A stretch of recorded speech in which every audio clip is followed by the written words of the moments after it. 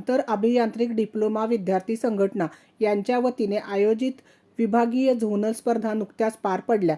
यामध्ये संजय घोडावत इन्स्टिट्यूटच्या विद्यार्थ्यांनी घवघवीत यश संपादन केले आहे। यामध्ये मुलींच्या स्पर्धेमधील चेस या सांघिक क्रीडा प्रकारात विद्यार्थिनींनी प्रथम क्रमांक पटकावला असून त्याचबरोबर व्हॉलीबॉल आणि बास्केटबॉल या सांघिक क्रीडा प्रकारात द्वितीय क्रमांक पटकावला आहे।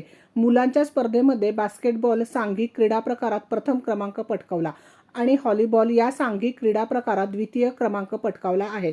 वैयक्तिक झोनल स्पर्धेमध्ये गोळाफेक शान जमादार यांनी प्रथम क्रमांक पटकावला असून 57 किलो वजन गट कुस्तीमध्ये सागर रानगे यांनी द्वितीय क्रमांक पटकावला आहे। झोनल वैयक्तिक मुली 100 मीटर धावणे या स्पर्धेमध्ये काव्या रेळे या विद्यार्थिनीने प्रथम क्रमांक मिळवला आहे।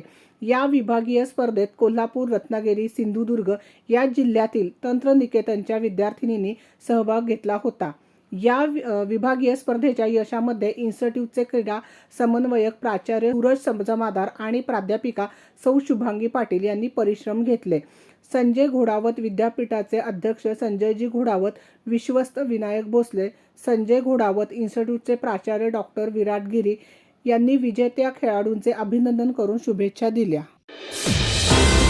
रणनीती न्यूज चॅनलला आजच सबस्क्राइब करा आणि रहा अपडेट।